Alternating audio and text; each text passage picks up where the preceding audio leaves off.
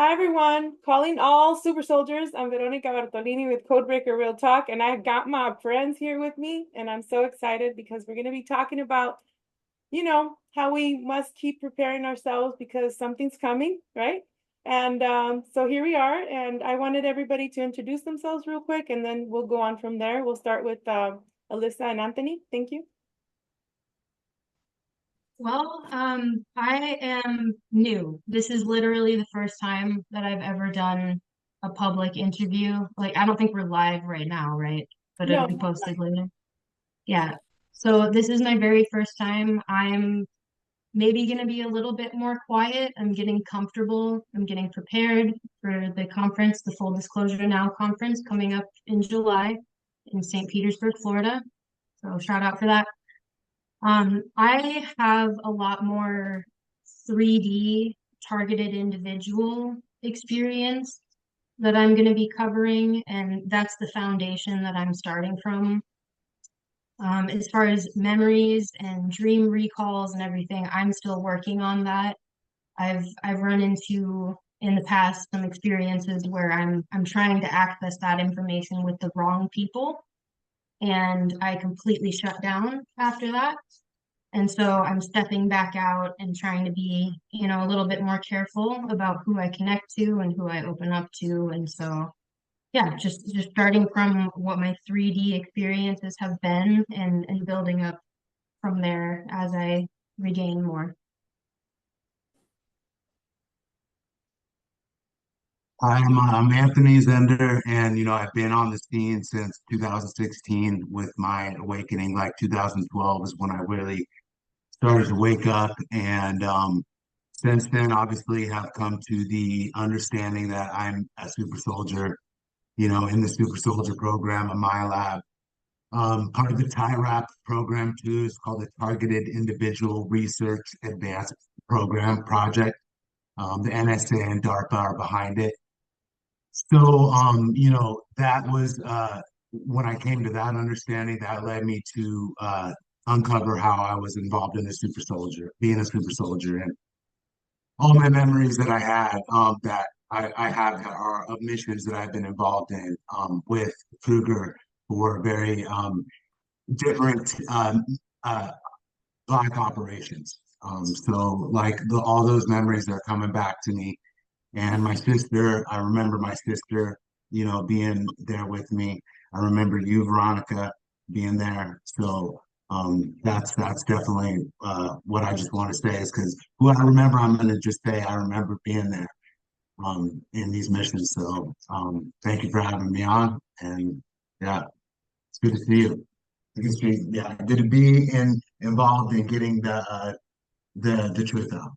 yes, thank you guys. Thank you, Anthony and Alyssa. Susan, Brian, and then Chad, please.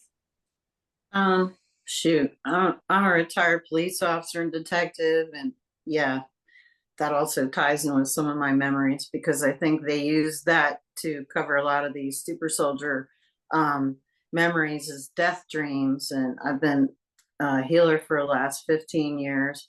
Um, I have divine connections. I do cranial sacral therapy. I'm a Reiki master. I do quantum transregressions because I'm trying to get through all the layers because we've all had a lot of trauma. And when I lay my hands on people and do different things, I can actually, like with the cranial sacral fascial therapy, it's like I get flashes like, mini reels of what you did and how the trauma occurred. And I've even seen program stuff on people when I've worked on them that gets released. And I remember one time the local girl here, I was doing that to her and she learned how to do it. And I thought this one time I was unwinding and I went to, I thought I was releasing all the anesthesia from my throat when they did the 4-level fusion, but it wasn't. I was retching and I thought that's what it was. That was just, unwinding all the hours of being under surgery. But it ended up that I was about 5 or 6 years old, face down, retching on a metal gurney, and one of the white coats was raping me and I could see my little toes because a lot of this stuff I'm remote viewing it when I'm seeing it. And even when I go back to some of the stuff, I'm standing there watching it. It's really weird. I don't know how everybody else sees. And I was in the super soldier program, and my friend Douglas thinks the Jean Grey character is based off of me. And when I did the holy fire upgrade for my Reiki, my hands got super hot in the Reiki master thing. And that one actually, like every time I do some kind of new healing method, I'll have some kind of vision. And when I was doing that, because we basically had to meditate for 3 days for the holy fire upgrade, there wasn't any, where they'll attune you, or they would do an Osui and Karuna. But there I remember seeing myself sitting Indian style doing mudras floating around midair. And then I was in my dragon ship going and picking up super soldiers from different planets, and we were taking them to heal them, and then we would take them wherever we wanted to go. They wanted to go, if they wanted to stay where they were as a colonist, come back to Earth at whatever timeline. And that's basically what I want to do now, is heal all of us that have been traumatized. Because I did the warrior stuff. Now I'm in my healer mode, crone mode, as a herbalist, and doing all this other stuff. Because I just want us to be healed. I don't trust big pharma. And I like herbal things better anyways. But and I have lots of memories with Veronica from I remember American programs. I remember being in the Hulk. And I remember Bryan from the Hulk program. He was one of the logistics guys when we were hanging on as they would have us hanging on this assembly line thing. And they would screw this thing into our abdomen. And I remember sitting there, and I could see him. It was kind of like set up like GM with those air boxes up there. And Bryan was up in the air box, talking to some other guys in white coats. But I kind of wonder if that's why a lot of us have stomach issues, gut issues now from some of these. Yeah.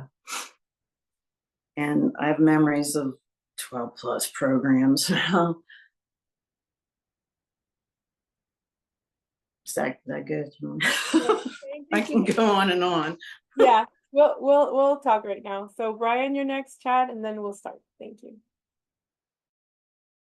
Yeah, I think I kind of remember coming into this life as a young kid, American-born Chinese immigrant family from East Coast, New Pennsylvania, New Jersey, New York areas, and just remembering seeing homeless people for the first time, really young, and pointing to them in the car out the window, and my parents smacking my hand down, and I'm like, why is the person hurting? And I knew early on I wanted to help people. And then there's just the real life of trying to like assimilate into society that I kind of felt, thrown in. And my dad was busy, building a kind of a computer graphics chip empire at the time. So I'm not going to begrudge him that. And that really has helped, enable me to do the work that a lot of us are doing today, in a much more unencumbered fashion. And so I kind of feel like I lost touch of things a bit, kind of fell into the 3D matrix life. And then 9/11 happened. And I was supposed to be on a flight, instead of from Pennsylvania to San Francisco, like flight 93. I was like the opposite flight that day, from San Francisco back to Pennsylvania, like Philadelphia that day. So I would have been the opposite to 93. And then I got the call, like, don't bother going to the airport, Bryan. What's going on? You turn on the TV, and it's like, and it only took me, once I found out about World Trade Center 7 and the third building falling, and only 2 planes and 3 skyscrapers at free fall, took me a couple years to realize, okay, this is all bunk. And then, I became a community organizer after getting a biochem degree, and got to do medical advocacy for 8 years. And that gave me a lot of the organizing skills that I kind of am bringing now to the disclosure movement. And I kind of see myself and a lot of us as Dolores Cannon Wave 2 volunteers. Like the first wave would have been like the Penny Bradleys, a little bit older, longer in the teeth. They came and they were the first ones to talk about UFOs and Bigfoot and space programs and ETs. And they really got both barrels just shocking them like in the face and in the back, and all the arrows on top of that. And here we are, the second wave, kind of like the cavalry, to ride in. And now that they've sacrificed themselves on the beach, here we are to kind of take control of that. and then the indigo kids are going to follow up. And I joke that it seems like everyone else, they've got memories of me doing this or that. I've got two, my housemates, business partners, have concurrent, or we're having concurrent dreams of all of us together, a bunch of us in this life. We're together in the Orion Wars in a past life. And then their dreams were concurrent, and then they stopped concurrently at like the same part where we all died. So, but I don't see any of this. I can't, I have my third eye, I feel blocked. But so I roll with whatever memories other people have, whatever recall they have, parallel lives and dimensions. Christy Campbell says she might be seeing alternate timelines, for example, that I'm involved in with her and other people. But needless to say, whether or not I was or wasn't, it doesn't matter. We've all been in past lives where we've done this and had it done to us in so many different ways. And here we are to assist in the ascension of humanity and liberation of Earth.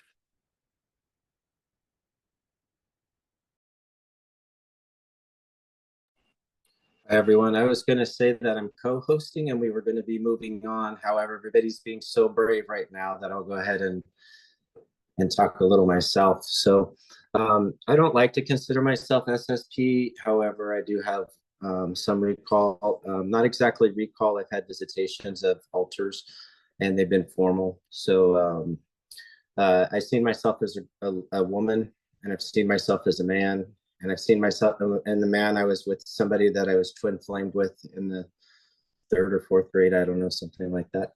And might have been fourth or fifth. And they were all grown, so I saw them. So it was a little bit of a more confirmation with me. I've had confirmation from Ivan Teller, but I go by my own, and then I use that to kind of inspire me to look further into it.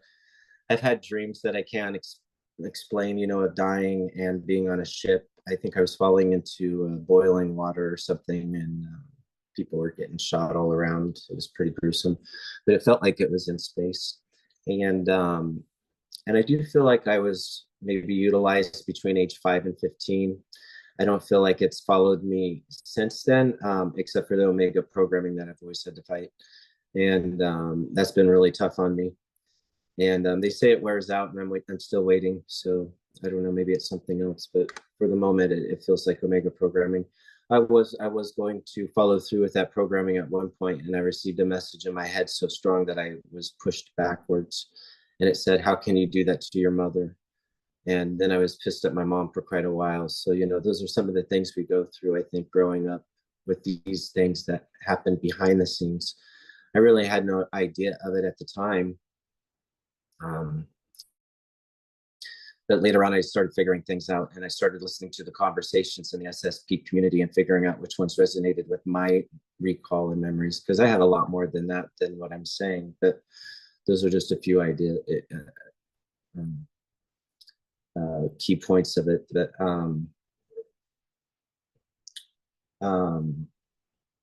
I don't know that I was like MKU'd in this lifetime or anything. I'm a West Coast boy, and so whatever happened to me was probably somewhere in this area. If I was MKU'd, I feel like maybe it was another lifetime, the last one, perhaps, the one I can't remember. And I feel it's Chad, so, sorry to interrupt. I feel that you were MK Ultra along with myself at Sepulveda Boulevard, because I lived in Hollywood for a year, and every summer I'd go. Yeah, Hollywood haunts me a little bit. I actually got a really, because I'm very intuitive, so I got a really eerie feeling driving through where the celebrities live and stuff like that. Every house looked like a psychopath's house to me, and I was creeped out by it. I just could not get over it. I said, this looks like a serial killer lives there. It looks like, it was the feeling I had inside me, actually. And so, I see that it runs in my family. Like my father is highly intuitive, and my mother is as well. And she's a little bit more precog and prolific. She can, well, I don't know if she predicted future, but she definitely predicted things as they were happening. She would dream them. And I felt they were brought together for me and my sister. And my sister, I do believe, is in the program as well. She's definitely got a lot of memories of, well, she goes to bed every night and sees, people taking notes and writing and looking at her like, why are you seeing us? And then she sees certain faces and everything. But but I definitely get the sense she was in the assassin programs. She's always talking like that, and so I'm trying to figure out like how this could happen without everybody knowing, because it's not just like it's me and nobody else in my family. I feel like we were brought together, and everybody in my family has a special something about them. We are a really unique family that way, and that's how I feel I'm part of this world. I believe. Yeah, there's more I can say to it. But again, it's a little bit like you, Alyssa. I'm still puzzling and piecing everything together, and I haven't had any recall memories. I'm not sure I want to. Maybe it's happened in my dreams, but nowhere else. So, and I will be co-hosting today, and I'll be enjoying everyone's stories. So I look forward to the show. Thank you, Chad. And I do remember your Dexter altar. Yes, that is my altar. Yeah. I felt if I was in the programs and they pushed me to that point, it was them I went after. It's not the targets. It's like you made me into this, and now I'm coming after you. So that's that Dexter side to me. Right. This is kind of like also kind of like part two with Bryan Tseng as well, and as well as calling all super soldiers. The Anthony and I have spoken before on other shows where after all the wars are done, we're celebrating. This is actually a memory that I have. I had written it down in like 2018 or 2019. This is after, okay?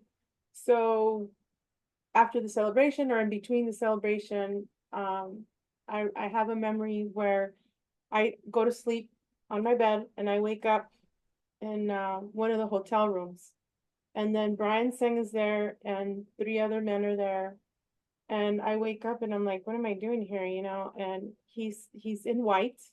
He's like in a top, a shirt, like a white hat as well, like kind of like a, I don't know, like one of those, I don't know how to say the name, but anyway. So he hands me the sifter, this rice sifter. And I'm like, what am I gonna do with the rice sifter? And he says, here. And when I look at it, it has white crystals. And I'm like, what? So I leave the room. And as I go out of the room, I don't know if it kind of looks like a conference hall, like a big one, but there's crystals everywhere on the floor, all kinds of crystals. It kind of reminds me of like Crystal Cities, kind of. We were walking on crystals, you guys. And I see there's a guy there that kind of looks like Brad Olson, but then there's another that he could be Marcel Scharfeit. He's my German friend. He's like real tall, giant. And there's a lot of people just going around in little booths and things like that. And at the end, I was looking at these beautiful flowers that somebody made. There was like 2 females, a bunch of people around. And I say, oh, those are like really pretty flowers. I'd like to buy them for someone. But then the lady says, no, these flowers are for you. They were like these red roses, very different. I hadn't seen them before. And I just know that it's going to be okay at the end, because a lot of us have been going through stuff here on Earth, as well as off planet and inner Earth, that it's hard to keep going sometimes. And this is why I'm so grateful after everything that's happened to me recently, and I'm still going through it because I need more stuff done, that I'm feeling stronger. I've lost so much weight. The tumors are almost all of them are gone. The metal in my teeth is causing problems. I was telling Susan yesterday that I feel like because we were different, they gave us shots when we were kids, and then they put metal in our teeth and implants throughout our bodies to also check us out. And as far as DARPA, Anthony, why did a DARPA agent come to me? He used to be my friend in high school, threatened to end me because I had to stop talking about the CIA. He says, don't use the CIA. And I'm like, I'm going to call it what it is, and he threatened me so many times. Finally, he stopped talking to me because we were on the phone texting, and I got the message that I sent him back to me in the green thing. He says, oh shit, Veronica, we're being green screen. So that means anytime I have any kind of phone or laptop, whatever, we're being listened to, followed. Our family is affected. I mean, they broke into my mom's house 3 times. They were after my son recently. You guys know what happened. My daughter as well. They visit her at work, asking questions about me. Oh, why? You know? So anyway, that's the memory that I have. Another memory of Bryan as well. And I've been having a lot of more astral where I'm wearing the contacts where we have to use inner earth or underwater. They're big and you take them out. And I have memories of being in Jupiter.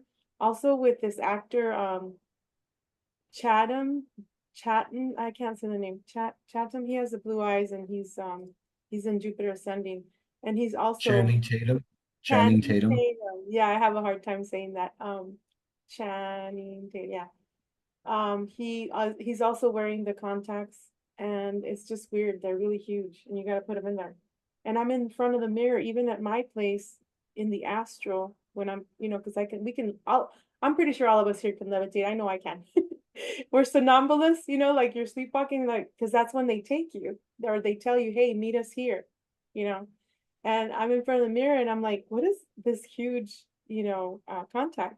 And there's other memories where there's so many memories, but there's some memories where he's very short, alien looking guy.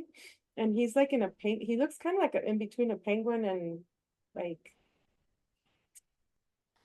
kind of like Eddie Monster, but not really. Um, like, okay, he looks just like the guy that's in Joker movie, the older Joker movies. And he hands me a pen and he hands me a black dress. And he's like, we're going to be on this flight. You got to put this dress on. You got to meet with someone. And here's a pen. And that was to erase the memory of the man that I had to go see to get information back. So I've been in like so many programs. When I was with a certain person, he had an interview. He had me interview with Jay Essex.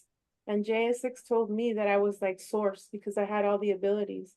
And that JP, I'll just say his initials, that he was a seer. So that we were both put together in the twin program to spy on Natwafin, even though I was on Natwafin too. So it's kind of weird. I'm still having a lot of astral experiences where I'm saving the children. And I believe that last night I was helping to save Chad when he was a little boy, and also Anthony. We were going to a special camp, and I've been having more memories of that special camp where it was part of that thing I was talking about yesterday, Susan, where I think you were there, but I don't see your face. But I see a specific thing, a specific little purse, and it's yellow, and it's like a device where you turn it, but it's a device, it's not really a purse, And there's a lot of men that are melanin dominant that are more than 7 feet tall, and they're my friends. And we're in the sports medicine camp that we're actually getting ready to ship out. So the next day, which was last night or this morning, I had that, astro experience where I'm protecting Zender, Anthony. And I do have memories of Alyssa. She is in the mermaid program, but I call it the Crystal Gates program. And Bryan, yes, you must have been. That's when Jamin Vasquez talks about these scientists that are in the lab coats in the Hulk program looking and seeing, wow, these women are, wow, like we really augmented them. And I do have memories, yes, Susan, of being in the tubes. Sometimes we're upside down, sometimes we're right side up with the green, and there's also some blue goo and yellow. And there's an octopus that we're just hanging like that. And then right before my back surgeries, the doctor said that there was an octopus on my lower back. It was a black octopus around. So anyway, I'll open the floor to anybody who wants to talk. I do want to specify again what I was talking about yesterday and online, that I think we're going to have a war with China, or it could be, I know Taiwan is building up, Japan too, and North Korea. Remember, North Korea has so many.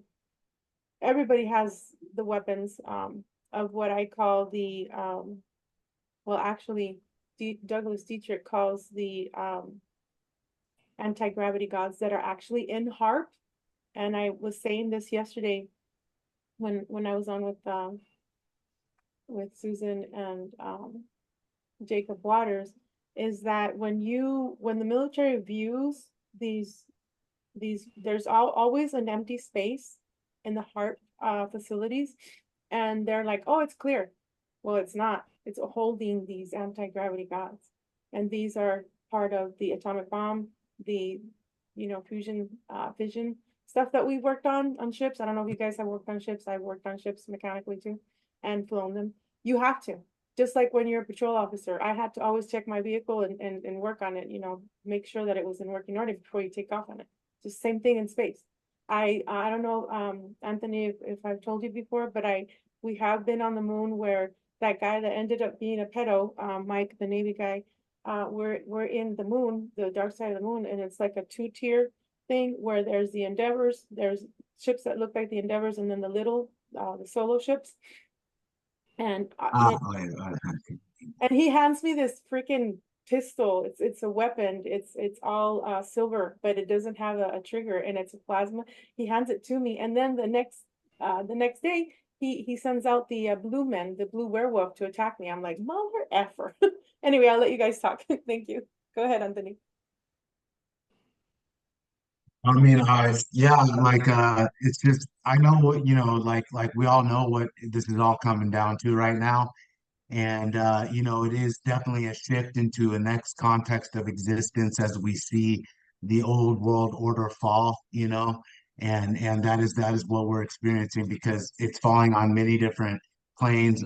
Religiously, Abrahamism is falling, politically democracy is falling because we're going to see the elections and that's going to like obviously lead into some serious problems after that because people are going to be going to war here. So politically it's failing, and economically, free market Zionist capitalism is failing. The people are starting to wake up to that the 1% have all the money and is just controlling the world. And this is the revealing of the cabal or the elite, the people that control the world. And so this is the what we're experiencing. I know we're getting ready for what is called the Great Intimidation. As everything goes down, what is going to happen is they are going to show themselves. They're going to come decloaked. The crafts are going to become decloaked. There's going to be black triangles in the sky. They're already flying around right now all the time, all projecting holograms.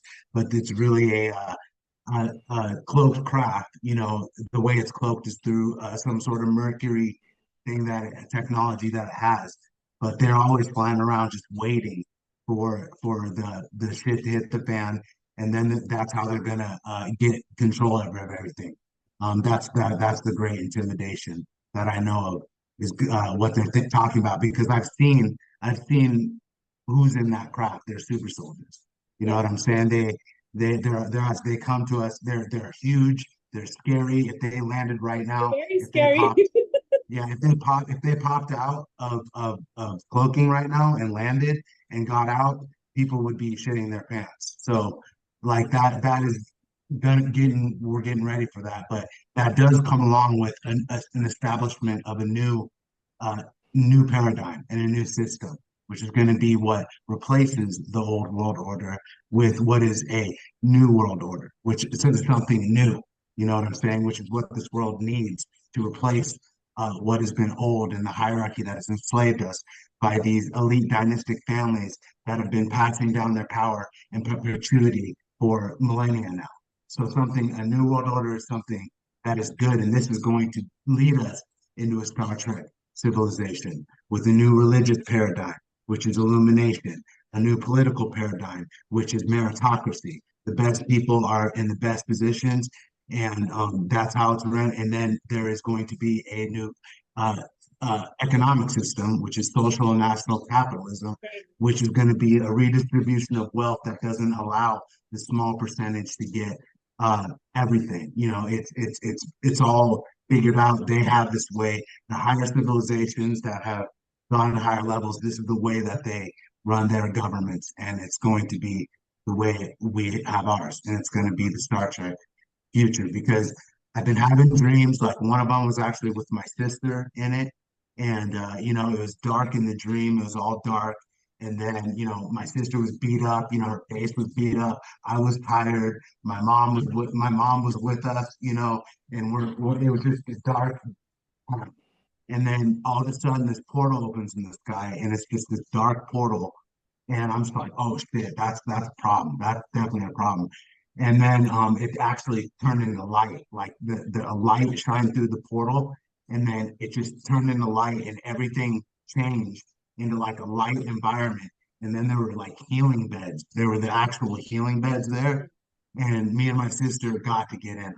You know what I'm saying? So like that was to me, I interpreted that as, when we get to where we're looking to get to, there are going to be technologies and stuff that we're going to have access to. So we just have to make it there. That's what I understand. I hope so, Okay. because there's a lot of debate going on with the med beds too. Go ahead, Chad. Sorry. Sure, yeah. So Anthony, when you're talking about the great intimidation, that seems to me like it would be brought on if we were winning. Like, why would they want to intimidate us unless they're just, I don't know, trying to beat us That's down true. or Yeah, something? no, So, that's true. That's true because that's why they want to reestablish order, out of chaos order. You know what I'm saying? And okay, then that's when they would show themselves so they could be able to do it. And obviously people are going to be that there was the four ways that I said they were going to be. The first people are going to be shitting their pants. They're going to be scared. They're just going to be scared of what they're seeing because it's going to be a black yeah. triangle, just anti-gravity, just sitting there. And then the second people are going to be the And we're religious. to be pillars in that moment. We're to be Well, we're going calm to and be the fourth. We're going to be the fourth kind because we're not going to be so surprised about what we see in the sky. But there's going to be be the the second. second people that are the religious fanatics. You know what I'm saying? The religious fanatics are going to be like just bowing and praying and everything like that. And then there's going to be the third people like that are the intellectuals that are all egotistical that are going to be like, oh, I told you. You know what I'm saying? Like I knew this was happening. And then there's going to be the fourth ones that are just like us that have been waiting for this to happen, and we will be able to transition with it the easiest. Okay. Can I speak a So, bit to the med beds? Oh, go ahead, Alyssa. no, go ahead. You Uh, can. yeah. Okay, our friend Audrey Walters, and she'll be speaking, not so shameless plug at her 2024 Full Disclosure Now conference next month, July in Florida. But she speaks to the galactic courts.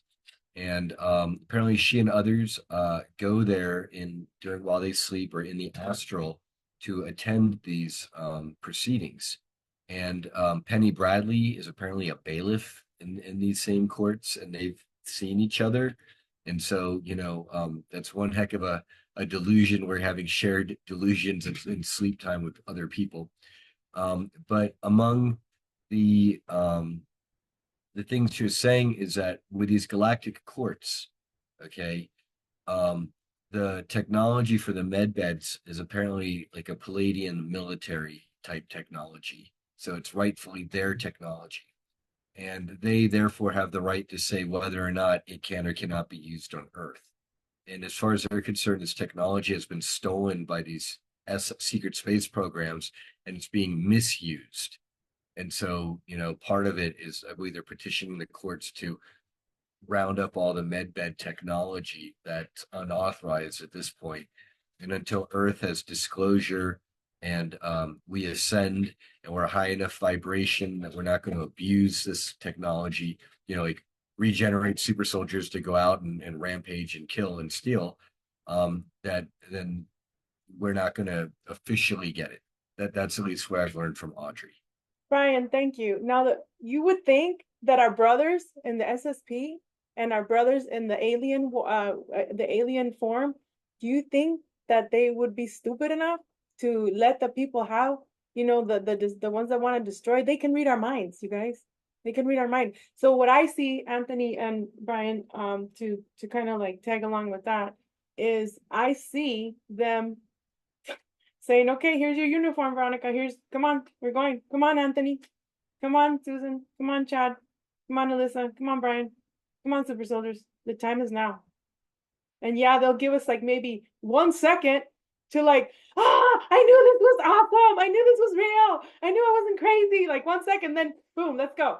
Like that's how it is pretty much. You know, you're the wars that are going on right now and the wars that we have been through and the simulations that are still coming and the wars that are still coming is preparing us for the alien invasion. I know that there is something also called the fake alien invasion, but believe me, the Greys want a war. um, I don't know if there's any good gray aliens out there. I mean, I always say there's good and bad with everything, but yeah, so I'm waiting for that day. And that's why I tell everybody we got to get prepared physically and things like that. Go ahead, Susan. I was going to say, I'm going to have a lot of people knocking on my door and calling me because I already told my sister, if you see ships landing, do not go outside, stay in the house. It's not going to be good because they're going to send bad guys to scare everyone and make them submit. That's what I think they're going to do. Yeah, that's why they're hiring a bunch of people. The guy that owns FEMA over there in Hawaii, like I said yesterday, and I've said it before repeatedly, I have a friend who works for FEMA here in Tucson, and she says that most of these men, they're middle-aged. They come from Russia, Africa, and Afghanistan, Mexico, and other countries, and they're bringing in fake families, and the children, they don't even know, the couple doesn't even know the history of the child. And so what they do is they say, okay, what's your name? And that they drop their ID, their old ID, and they're given a new ID. And then what happens if they have the COVID symptoms, you know, or whatever? They're sent to the Red Roof hotels here. Sorry, I've lost so much weight. This used to be so small on me. So they're sent to the Red Roof hotels until they're better. And then they're sent off wherever they want to go, other countries. So these men are being hired for for the bad black ops. We'll just say, well, there's good and bad black ops, but they're being sent for this war, for intimidation. And another thing that I see is the religious thing that, like how Anthony was saying, there's going to be worship, like, oh, Jesus is here. And what I saw too is that they're going to put like a hologram of either Mother Mary or Jesus or Saint Michael, Archangel Michael. And they want everyone to submit to be Yep. colonized for this new world order BS, and I will not submit. None of you guys will either. So yeah. What do you think, Alyssa? I'm gonna bring it back down to 3D a little bit, I guess. And circling back to Chad, just thank you for sharing that with the Omega programming, because I've struggled with that a lot. And especially a couple years ago in Arizona, when my targeting really started ramping up. I guess at the beginning, I kind of skipped over the fact that I'm a healer as well. I've been a massage therapist for 10 years, and I am passionate and kind of specialize in aquatic body work. And I'll be talking about that a lot more in my presentation. I don't want to water it down too much right now, because there's a lot of connections that I want to make in a specific order of how it fits into my life story. But it feels like my targeting really ramped up at a time when I was stepping into my role, my rightful role, and why I'm really here. And I got extremely depressed, and like every day, Chad, like I didn't want to be here anymore. I couldn't see myself continuing to go. I was trying to find answers, and unfortunately, I think I was kind of opening up to some of the people that were hurting me at that time, because I couldn't see yet who was behind what was going on. And so just wanted to circle back to that. And also the fact that this definitely runs in families. It's affected everyone in our family in different ways. There's different levels of awareness about what's going on, but I think that one of the main things that I can point out is that our grandfather on our mother's side was an engineering professor at Central Washington University. He was into aerospace engineering. He was part of the Star Wars project and developing lasers and vertical takeoff and landing mechanisms. And at his funeral, he died of cancer. And it was strange. He was pretty healthy, you know, so it felt like a targeted thing. And I remember the very last movie that we watched together with our grandfather was Hellboy, which features time traveling Nazis, of course. It's like, why the fuck are we watching this as a family with our dying grandfather? And I feel like it's like a little seed that was planted for me to look back on in the future. Like, that was the significance of this. I had absolutely no idea. And I don't even think Anthony was public at that point, but this definitely runs in families. At our grandfather's funeral, someone approached our aunt and said, "Your family is being watched." And it was another faculty member at Central Washington University. I wouldn't be able to name them at the moment, but said, "Your family's being watched." And that's that's happening at our grandfather's funeral, who was involved in aerospace engineering. And so this definitely runs in families. It rips families apart all the time. And so on that level, I feel very grateful to have a sibling that is aware and helped guide me through this. And we're kind of doing the same for younger family members now. Everybody plays a different role, and so we all really need to listen to one another. Like, all of these faction wars that go on in the community and stuff, it's bullshit. It's a distraction. It's a waste of energy. If you don't like what someone's saying, don't listen. You know, just don't listen. Find the people that you want to talk to and go in that direction. And I believe that you actually said this, Veronica, before we were recording, but you talked about a clown mask in your dream and like a humiliation ritual sort of thing for Anthony, which is really interesting to me because both of us have been through humiliation rituals. This was going to be part of my presentation in July as well. Halloween 2017, I was dressed up as a mime. So I had like a clown mask on. It was cute, you know, it wasn't like an ugly, I was a cute mime. But I had the mask on, and it was really symbolic for the fact that I did not speak that night about my boundaries and that I was not okay with what was happening. And I completely shut down. I altered out. That was the first time that I can clearly remember having that experience of like, okay, well, not the first time, because I had dealt with a lot of dissociation throughout my life, and especially as a teenager. But this one was like, you know, like flipping a switch because there was an occult symbol used on me without my consent, a pentagram.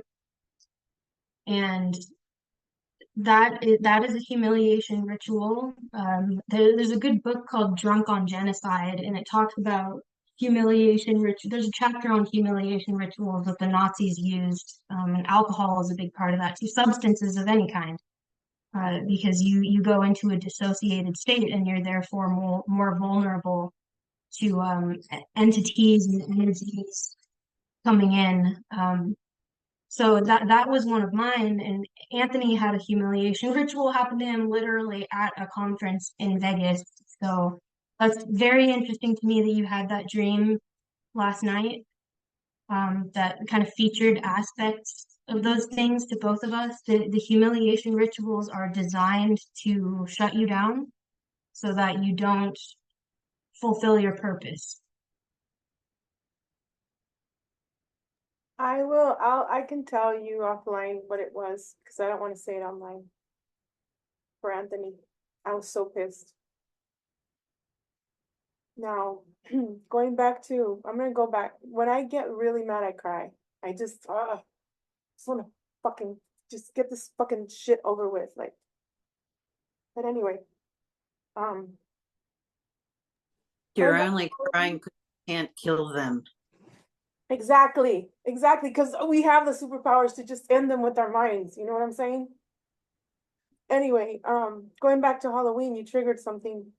I was Rob Zombie Girl, Halloween 2010, when I was told to shoot myself. My ex-husband beat me up. He told me later, he told my sister that I was taking a shower And I don't remember. I don't remember a lot. I don't remember grabbing my weapon. And I won't, anyway, Rob Zombie, that night before all this happened, I had been in a concert as a police officer. I was there for Rob Zombie. And before that, it was Alice Cooper. All right. So all these rituals were going on without my awareness. And they made sure, hey, we need Veronica here. We need Bartolini. You know, we need Olivares here. And they would always make sure that I was in those concerts. And it was in a To'ona O'odham place. It was at one of the casinos. So now, knowing now about the Omega Project, that shit is real.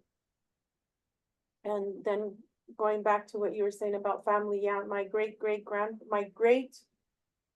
grandfather was Francisco Antonio Bartolini, who was sent. He was the right hand man of Napoleon. He was sent to somewhere in Alamos, and he was working on the fission bomb. So I don't know if he was working with the Nazis or not, because one of my aunts, okay, so it was my grandfather's aunt, Francisca. We would call her Tia Panchita Bartolini.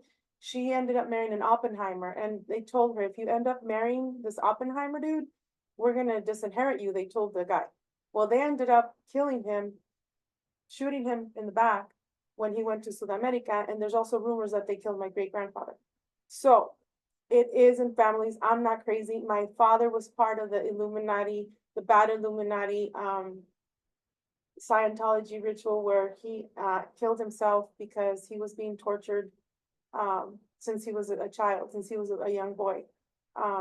His aunts would put him in a storage room or the bathroom and say, you know, the devil's there, you're a bad kid, he's gonna get you. And he would do the same thing to me when I was a child. And it was horrible. A lot of Veronica, yeah, go ahead. I gotta ask then, do you have like a lot of like South American origin where like the paperclip Nazis fled, and then that might be some of your own family heritage? Yes, I have Dominican Republic bloodline. I have German bloodline, which last name is Fisher. I have Italian bloodline. I'm 8 to 10% Ashkenazi Jew. I come from the Merovingian bloodline. I am part of the Camelot 13 families. When I was in high school, they took me to this program called Close Up, me and another guy. They would choose 1 or 2 kids from high school. I don't know why. And we had to go and because I said, I want to be a president. I want to be in politics. So they took me to Washington, D.C. They took me to the Pentagon. They took me to all these museums. Oh my gosh, it just makes sense. And then they took us to a play for Camelot. We watched Camelot reenactment again. So, and I just remembered all this like the other day, because watching Carrie Cassidy, she has Project Camelot, and she talks about that. Like, are we descendants of, sorry, my language. I have to read lips sometimes. Are we descendants of King Arthur? I know we have the Merovingian bloodline. If you look at your palms, I always say there's an M for the Merovingian bloodline. I was born, you know, on like the middle of my butt. I was born with purple and yellow, so it was yellow and blue. Sorry, so it was a purple thing. It's the Mongolian thing. So I also have. They mixed me up. They gave me all these bloodlines. I have the Italian bloodline, the Persian bloodline. I have French on both sides. Mosot is the last name. Rivera, like Spain as well. Gonzalez, Villarino, Bartolini. And then they changed their last name. So I don't know what my great grandfather was before Bartolini. And I don't know. Oh yeah, I do know what my great grandfather, my mom's side, was before Villarino. He was Gomez, trying to hide the Jewish line. And he married my great grandmother from Dominican Republic. He fled from Spain because of the bubonic plague. They killed his wife and his sons. So he had to come down to Baja California and went into priesthood. But then he met my great grandmother, and he left the priesthood and married her. And the girls, they had 10 girls, 10 to 12 girls, and all of them wore the bullets here across the chest, and they were all guerreras with Pancho Villa. And my grandmother, my mom's mom, her father was French, and he was the mayor of Baja California. in charge also of the military. So it makes sense now, right? But my family is divided too, Alyssa. It's hard. I know. I was so depressed. It's like I don't want to live no more. But you know, then I had my awakening, and all this stuff happened. And in 2017, I started remembering, like, you know, because there's always these people that say you're not so special. You're not special. Who do you think you are? Well, and then you have to back down also from the ego. Like, really, me? Damn, like, but they make it hell here and off planet too, with rapes, molestations from family. I've had it all. CIA, you know, love bite shit. They send someone to you, say, oh, maybe this is the one. They propose marriage. Right, Anthony? Right, Susan? The twin program? Oh yeah, I gotta mention that. Now he's requesting all videos being taken down, and he's aligned with Sabrina and Sean the Ruiner, saying SSP isn't real. Yeah. And you know, that's just in time for this conference, because that's who he is, the malignant predator narcissist sociopath. And we all remember seeing him there. I remember him in the program, so he can't be saying that they're fake. You know what I'm saying? Most of the time, yes, it's CIA, but hey, we have our alien comrades that are real. And the Venusians have been here underground for millennia. Okay, so it's like, you know, the Greys, the Alpha Draconis. Come on, go ahead, Jeff. Yeah, I wanted to ask just for people to comment on that perhaps, because I've heard before that Montauk started the secret space program, but I believe the secret space program has been forever. And they just infiltrated it, correct? Okay, because it does get a little confusing as far as the way the time works. That's where I struggle. And I think Susan was trying to explain that the other day, and was doing pretty well. That time doesn't exist over there, so that's where I get confused. You know, maybe if I was able to process that better in my head, I'd be able to make more sense of my situation. But that's where that's where I feel like I get disconnected is the time. Yeah, we all have been disassociated. They told me that I had DID. Well, there's dissociation that happens with the programs. Yeah. And maybe it's compartmentalized, where Montauk Project or Project Phoenix, that was more where they're focusing on the time travel aspects with the Montauk Trip Chair and the Psychic Kids. Whereas SSP, they're up in space, but there's going to be perhaps a lot of overlap. We're both up in travel space. Yeah, we're, as far as me, and I know you guys. Okay. People.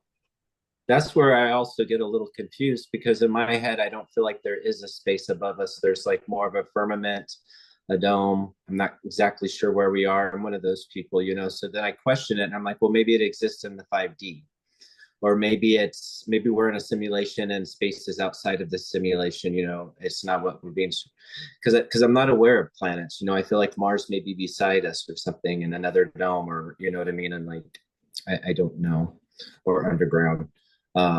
So the planet thing throws me off sometimes too, and the traveling through there, because I do hear about the firmament and that sort of thing. So I'm wondering, is space real or is space not real? You know, that's where I learned something, you know, actually in a book called The Adrenochrome Conspiracy, and it is written by the Pythagorean Illuminati, and they have a group of people that you know they work with, and they're called the Unveilers, and these Unveilers are basically unveiling what adrenochrome does and why it's important to the elites. Because it literally there is an alpha world, the world we know, and then there's an omega world. And the first actual person that modern day person was an SS occultist named Carl Maria Wilgen, and he was the driving force behind the SS and Heinrich Himmler, and with the knowledge of Omega World and adrenochrome being how they accessed Omega World consciously. You know, so this other space that you're talking about is does exist. There's a whole other dimension, you Yeah. know, that exists, that is, you can get to, that they're coming from, that these experiences happen in. And in the adrenochrome conspiracy, they reveal that, you know, this was a main reason for the death camps, is because they were harvesting adrenochrome, because the Nazis found out its usage, because, you know, they had the Onanabra, that were all the SS, special forces units that were going across all the world, to gather all the ancient artifacts and stuff. And this was part of the secret occult knowledge, that was known by the Nazis, was the existence of this other reality, another world that they can go to. And it also goes back to the Armon and the secret societies. And back before Da Vinci, I'm trying to find the name of the guy, but there was a guy who was from Sweden, and he actually made the egg-shaped ship that I've been on, way back then. So they've had ships way before. It's a Swedish scientist. It says before Da Vinci, discovered in 1867. Inventor was Christopher Poland. And also Mesmer talks about that there's something specific with the moon, with the egg craft, mystery schools, body, enneagram, and moving perpetual motion, aligned side by side in the musical. Oh, this is when I was talking about how Dark Journalist talks about the Mesmer time, where they had the metronome. I've been a musician since I've been playing my violin since I was in 4th grade and singing. So they always had the metronome, you know, like kind of like to hypnotize you. And Mesmer was actually Mozart's godfather, and that's when they were working on somnambulism, the secret magnetism of somnambulism. Now the egg shaped, I remember Susan there, James was trying to not let us in. We were at a hotel and there was there was just ladies there. I think it was Amaria, Susan, I don't know who else, a bunch of girls with me. And he had us locked in. He didn't want us to leave. And this is a memory from 2018, I believe. And so he puts this kind of like claymore looking thing under the doorway to pretty much bomb us. And I don't know what I did to not let that thing go off. And I pretty much kicked his ass. And then I took Susan, and all the paperwork was on top of I'm always like saving the paperwork too, you know, because it's our paperwork. So I was like, it was on top of the bed, and I was like, come on, girls, let's go. And so we got the paperwork and we left. We left James there. We had to leave him and his goons there, or whatever they called. Sorry about the word, but just came out. So then we just go outside, and there's this skyscraper, and above the skyscraper, we're on top of this building. I don't know if it looks like Montauk, like New York. And this egg-shaped sphere comes. Now, what I saw, Go ahead. No, I'm done. I gotta run. Love you guys. I already paid this toxic. Oh, yeah, okay. But I've been in yoga in 2 weeks because they've canceled. So I gotta run. Okay, all right, love you guys. I love you. Be safe. Okay, so anyway, okay, I saw the message now. All right, she has to go. So we escaped that way. There's another memory, the first memory that I had, and I don't know where the picture is. But the first memory that I had in 2017 was I saw the two suns. One was black, one was bright. And then there was these Nazi guys in green uniform and a very old airplane, a regular, it kind of looked like a Boeing 7 something, but not really. It kind of looked like an F-16 as well. But there was a few people that were there in uniform, and then it was kind of like, I don't know if it was a school or not, but there was like an awning, and there was a bunch of kids lined up, to be taken off planet. And then as soon as there's a little girl, I remember she had a little like a lamb stuffed animal, and they were to be taken to off planet, I mean. And as soon as I saw that, I saw a huge, kind of like the Endeavor, come down and stand, and there's like a little window on top. So weird. And it was going to take all the kids, and it was German soldiers, Nazi. So that's when I had to contact. I think I contacted David Morrow, and then I contacted Susan online, and I also contacted Barry Littleton, what's his name? Because of the Andromedans that I saw in the vision.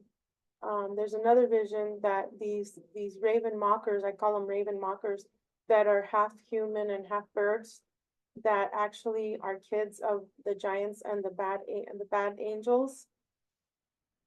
And I talked about that yesterday, so you guys can watch that. I'll post the video on here, but they were coming from the ground. The ground was shaking, and there was these huge eagles that were that were cacti, green like this, and coming out of earth. And I'm like, started running. I'm like, come on, you guys.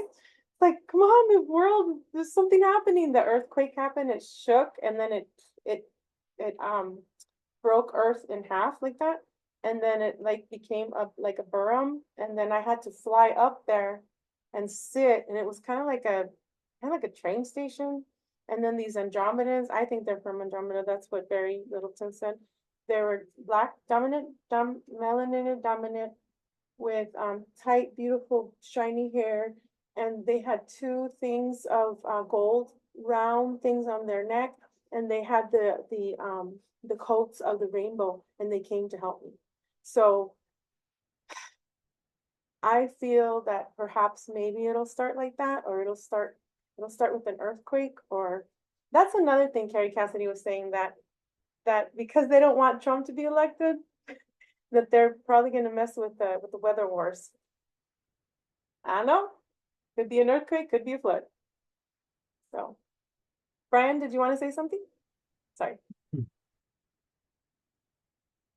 I was going to ask, what else did Barry have to say? Because it's really great that I love how our community is coming together and seeing the experiencers of both the negative and the positive get together and compare notes, especially since our good friend Barry is he'll be presenting as well next month there in Florida.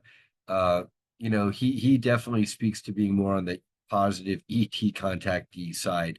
And I got to admit, my impressions of my developing friendship with Barry over the last year or so has been, his mind's been a bit blown hearing some of the negative testimonies. People have had run-ins with the service to self type ETs in league with, the Black Ops programs, right? So what was his feedback in terms of your recalls there and the Andromedans? Well, it's been confirmed that I'm from Andromeda, and by myself, my dreams and my visions, and also that I've been in Sirius B and in the Orion Wars. So, this was in 2017, and I messaged him on Messenger, and he just told me, yeah, he says that they feel that they're the Andromedans that are coming here to help. That's all he said. He didn't really have a lot of time. And he's been so busy lately that we haven't talked for a while. I think the last time we messaged was like 2 years ago. Everybody's like really busy. So that's why I keep making these shows, because I'm like, wow, who's next? Who wants to talk next? Because it's really fun, and sad sometimes too, but it's really awesome to get you guys here, because we're so busy. And just to remember, hey, Talking sometimes. about the positive contact, definitely I have positive contact with Arcturians. Definitely know that they are my soul family. I've been contacted in my dreams. When I actually decided to take the red pill, I had a dream of them giving me the red pill, like they were giving me the red pill. And I also had experience where I did have a DMT experience where I took it and went down this hole. I was just scared that I was just scared. Then all of a sudden, boom, I came out the other side and I heard telepathically, don't be afraid. And then I felt two Arcturians on both sides of me, and they were just like helping me out, like healing me and stuff. And I've understood that like when they do take us for MILABs and stuff, they are involved with healing us when they put us back. The good ones. And so definitely I've had positive experience with ETs, and I know that they're looking out for the ones that they're with, whoever your origin is from. So, and then Brian, I do remember a song from you the other night. I remember this is where you're mentioning alternate timelines and stuff like that. And I just remember being in a Suburban with you, and we were there like obviously on some sort of mission or something. And I remember I was pointing that out the window, and I was like, dude, I'm like, look at this fucking UFO right here. And you were just kind of like, ah man, whatever, I don't care. Like you were just like, whatever, dude. Like you're like, I don't even care. Like, but that's all I remember from that. But yeah, man, I remember something. So it's all Is that coming, like is that an SSP memory? Is that like is that in the Well, when future? I'm Is when it I'm like in the past life? Suburbans, I do equate those with SSP, you know. Yes, Um, yes, the Suburbans and the GoPros, because we wear GoPros yeah, sometimes. And I have a memory where we're in like apartment complexes and it's you, me, it's the people that well, a bunch of us super soldiers were wearing the GoPros, and in front, it's so weird because in front there's like a screen on top where where they're sending stuff on the screen and then to the GoPro. So it's like they're giving us orders that way. They're telling us, hey, this is, or we're telling them, hey, this is what we see up front, and then send it back to them. It's like, send more troops, guys.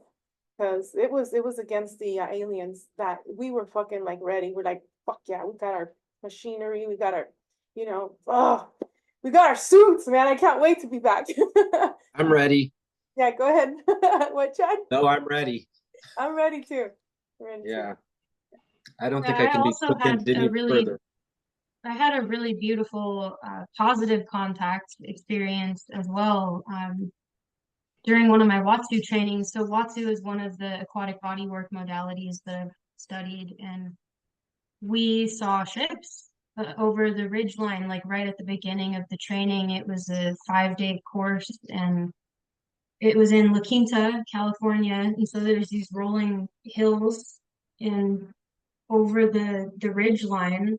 I have a photo that I'm including in my presentation, that there's this plasma in orange, blue, all these different just Oh, the magnificent crystal one. colors. And it looks like it's emanating off of a stake, because there's a hollow space in the middle, and this plasma is just like radiating off of it right over the ridge line, right at the beginning of our Watsu training. And everyone that was present, it was a class of me and 2 other students and our instructor.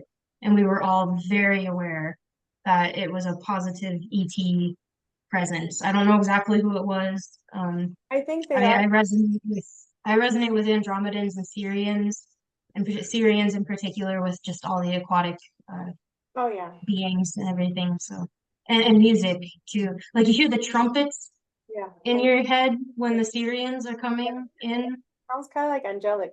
And I'll wake up and Yeah. I don't have anything on. Like, they're beautiful. They Yeah. are, I have a memory too that ties into yours. I saw these ships and it was nighttime and they were like crystals, beautiful. And me and another boy, we were young. We were like maybe our teenage years. After the ships had gone, because there's a lot of people just looking up like, what the hell's that? And they kind of look like crystal Milky Ways as well, like with the ships. And we picked up these crystals.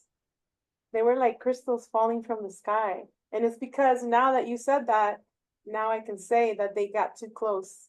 And sometimes, with the dome that's here, the electromagnetism that's around too, um, I feel that when they hit too close, the crystals fall. So they were like pink, lavender, a little bit of blue, and a little bit of yellow. But oh, it's beautiful. I can't wait to. I really wanted to go to Florida, but I can't yet. But I can't wait to see you guys again. It's amazing how we met, like I finally met Alyssa. I can't wait to see you again, Anthony and Brian, and Chad came to see me from California, and I met Alyssa finally in person. And she was just a big old light, like of love. You guys are so. I remember the first thing you said to me, and I was so flattered. You said, "Girl, I love your shoulders," because I you do. I love recognized that them. I lift by them. Yeah. You are Um, one, and you're always thank with you. Chad and Anthony too. I mean, Anthony's a fighter. My goodness, MMA fighter también. Hell Yeah, yeah. it's just it's funny because watching that Halo series, the new Halo series, that really does hit home. That hits home because we're in it like men and women both. It's actually funny, like they got the team on there and they have the women on there, and that does remind me of like you and my sister, on the team of fucking super soldiers, going getting sent in on different planets doing missions. And that's a good disclosure show for sure. Because it really does like you watch it and you're like it I hits gotta home like watch it. I have to watch it. I do. I haven't seen it, but you know what movie like resonates too? Gamer, and you were talking about something else, with the P, another movie. But when they're trying to use our ourselves to like, in the video games, and then they're playing our avatar in the video game. Like these rich people, that's what they Oh, do. Ready Player One, or is that? Gamer. Okay, gamer. Yeah, it's all in the movies. Like the elite do disclose soft disclosure in movies. That's what soft disclosure is through movies. Like put all their secrets out. This has been confirmed by the Pythagorean Illuminati in their 273 books they've written. Like they definitely say that the elite put their secrets out in movie, and it is soft disclosure. So it's just about gathering all the information up about what's really going on and putting it all together, compartmentalizing or compartmentalizing what's been decompartmentalized, and is the process of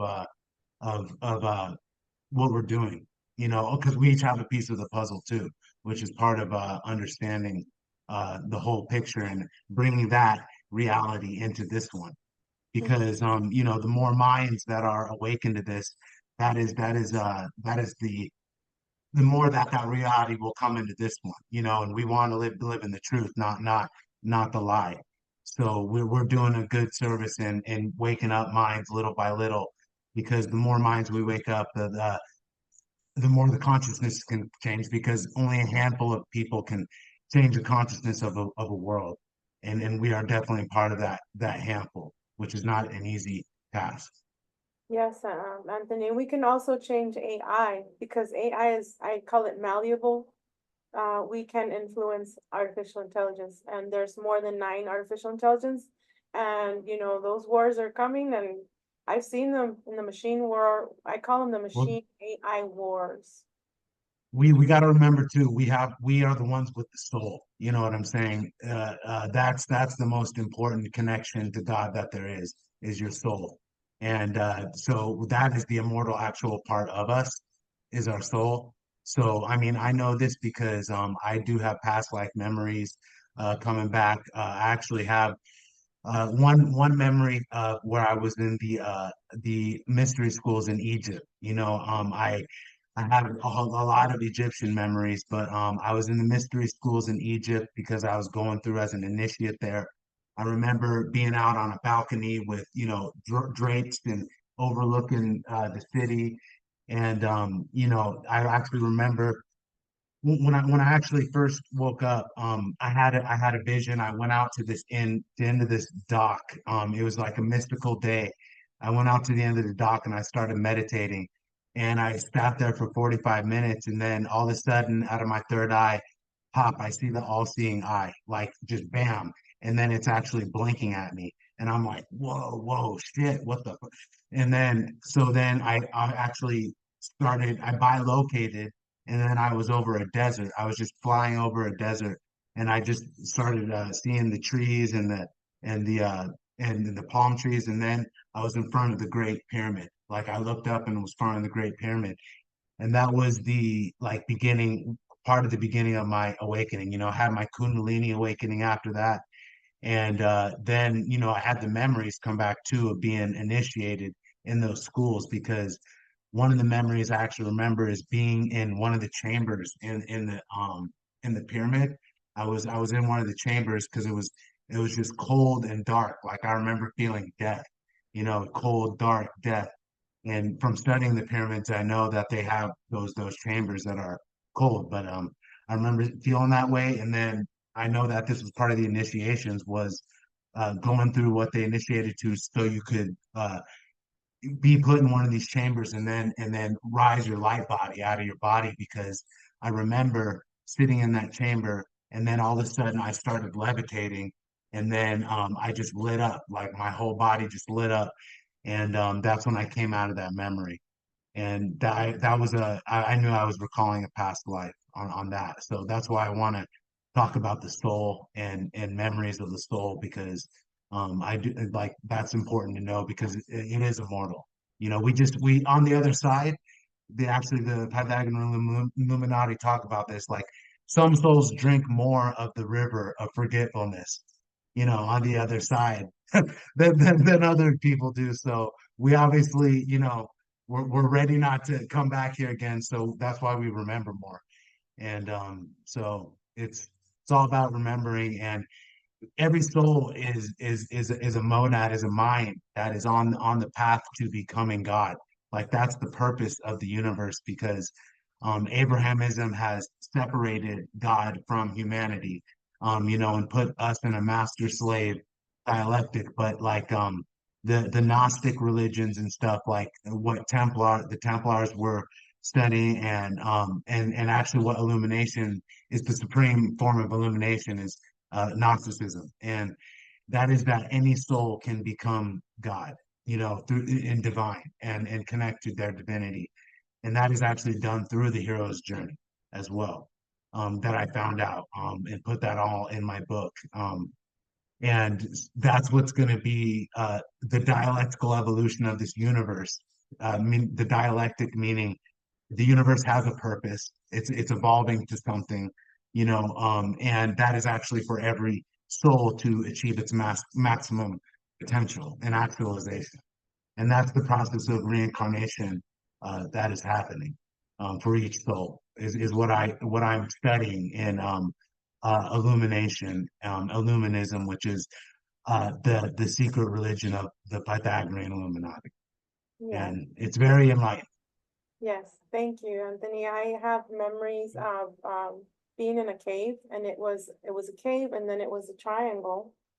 And as soon as I wake up in 2017, I wake up on my bed and I'm like, there's this man coming out with the turban, and he's dark, and he has a beard, and he's white. He has the white how do you say I'll just call it a dress, a white dress with a white turban, and he comes out going like that to show me the holes in his hands, and he's coming to me. And that's one of the masters. I've also had Paul from the Mormon religion, I guess, or there's a master called Paul. I've had Mary come to me. So I know that I've been a part of the masters. We have to be a part of the masters in order to come here to this realm. And Chad was saying something about, there's other things, like, for example, Santos Bonachis the other day said that there was 7 layers of firmament under the earth, and that Marconi said that it was not going around in circles, that it was firm, firme, to his deathbed. He said it is firm. We're not going around in circles, and that there's 7 layers of planets under us. Now, Chad a lot of times talks about, like, there's the Catalina Mountains are right here, and it looks like a big old giant, like a dragon. So it just seems like, look at the Cuban underground Cuba. There's a bunch of like places there too that they've excavated. So it just seems like they were just building on top. And supposedly they say that Earth is the hardest school.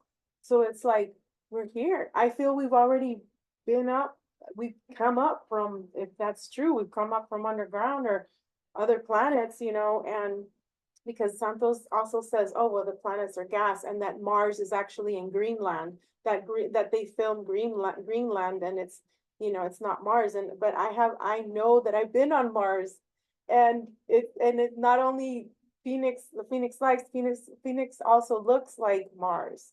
So they do a lot of crap to our mind. That way we sometimes we have to really go into our intuition and say, okay, was I really on Mars? Yes. But there's other alternates here. There's other simulations going on. I've also been in Antarctica in another simulation with that too. So it's just crazy. It's A good disclosure movie for, what you're talking about with, how they go with our minds, mess with our minds, how they have the technology to do it is also Bloodshot. The movie Bloodshot is a very, very good movie for the super soldier I had because to buy that movie. yeah, they erase his mind, they manipulate it.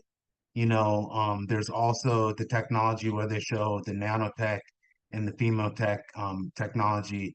So that one is just right on, but it's they keep erasing his mind and replaying something new. And he's like, through the movie, he's like, I swear I've heard this before, you know. And that's what I understand is happening with us though, because they do keep on erasing our memories, which is actually kind of for our benefit too, because if we really did remember everything, it would be fucking hard as shit. So it is for our benefit, but I do remember trip chair. I remember getting my memory erased in the trip chair. And apparently I've done over 4,500 missions. They've done this over and over again that many times, which I definitely believe because it's been it feels like it's been a lot. So um but I know that what I'm involved in is for the greater good because the missions that I'm involved in are like or capturing high value targets, the people that are behind the scenes doing this, rescuing children, definitely have those memories and also like, sabotage, stealing stuff from them, being espionage, being infiltrated, always having memories of running away had one memory. Yeah, I'm like, had one memory where I was running away. Some agents were chasing me. I got into this elevator door. I got to the side of it. They started riddling bullets into the door. Then they cut the line to the elevator. I fell down like Shut 100 up. I've had stories. memories of being in and out, having to climb inside the elevator. What the heck? I mean, but like I fell down that elevator, slammed on the bottom. I was shifted into my super soldier mode, so I was okay. I didn't die.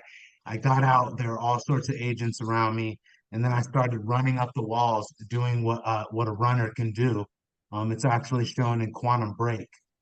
You can slow down time. I've had memories of that, and everything. And I remember running up the walls. I remember manifesting weapons out of my hands, Yeah, and I which remember are that. actually called 3-in-1s. They call them 3-in-1s because they have three different type of discharges on them. And then I just started simultaneously targeting everybody while I was upside down. And that was obviously one time where I was shifted. The mission went wrong, and I had to shift, and That's part of that was fear. When we it are is able it to get is. out our weapons, because I have memories of having these silver hands. I'm like, what the fuck? And then you just can shoot whatever. You could do it so many things. Like it's so cool.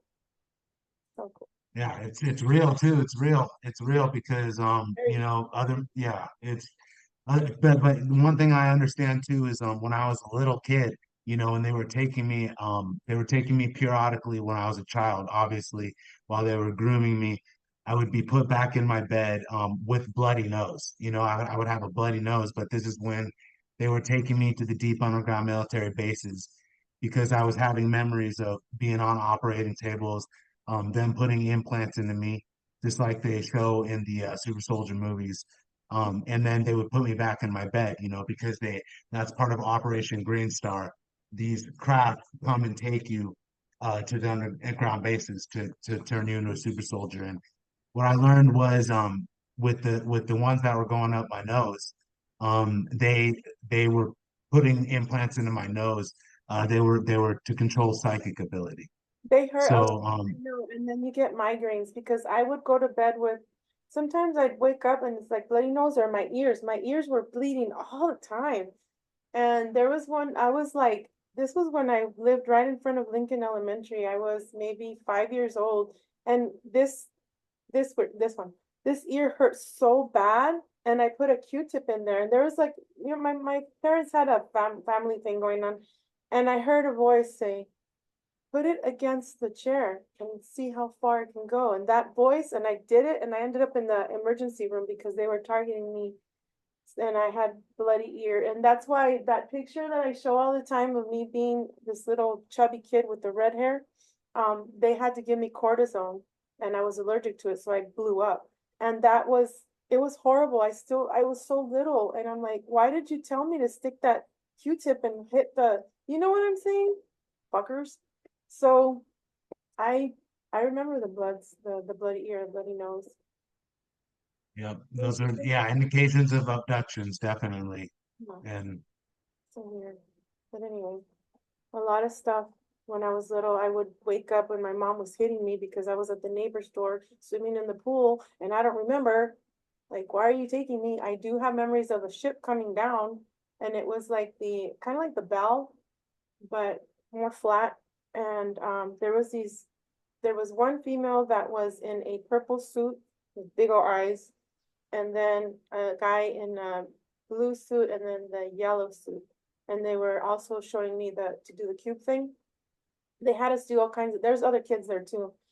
And this was when I was like 3 years old. And I told Peter about it. He says, they actually took you, Essex said they took me a year and a half.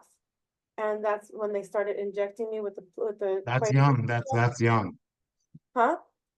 I said that's young. I've heard, I mean, I haven't heard a year and a half yet. I've heard 2, 4, 6. Yeah, I mean, year and a half is the Year and a half. youngest I've heard. Yeah, and that's when Mark, those scientists, I had them written down, I don't have the names right now, but the German scientists that fled to Mexico from Germany and stuff, and then that's what they were messing with me in Mexico and here in Arizona. And like I said, I lived in California and gone to Tennessee, to Texas. I was when I was in the military, they took me to Fort Huachuca, and I don't have too many memories. I do remember that I thought I was pregnant, and at the time I was engaged to be married. I'm not gonna say his name, but he was also in the army, and it actually ended up being what they call a ghost pregnancy.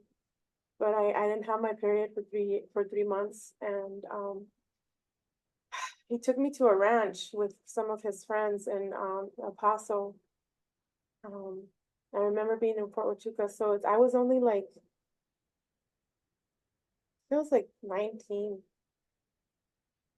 and it still haunts me. Like, what else did I do over there? I do have memories of going underground with Max Spears and what's his name? Michael Prince. And that was during Dulce. I've been in Dulce. Um, gosh, Being a super soldier is just it is like the real life Jason Bourne, because you've done you just like they show in the movie, he does things he doesn't remember, but he did them. And that's exactly the same thing we go through, being part of the program. So it's right on that movie. yeah, when I first saw Jason Bourne, I tripped out. I'm like, shit, that's my life. Go ahead, Brian. Sorry. Thank you. Anthony, we're gonna say something, Brian? Or Oh no, no, not really. I just I have zero recall of anything, and so I know that. I mean, I'm not surprised I'm involved in any of this, but I just for me, perhaps I came through a different path. Like just like how Tony Rodriguez, he ran into the wrong kid at private school, and the kid's dad was Illuminati, and then they shanghaied Tony into the programs. Later that week after he had a run in with the wrong rich kid. Daryl James, he got recruited, sounds like after he himself joined the US Navy, and then they recruited him through that. You, yourself, and other people like, Anthony, and Alyssa were taken as young, and Susan as young children, perhaps Chad.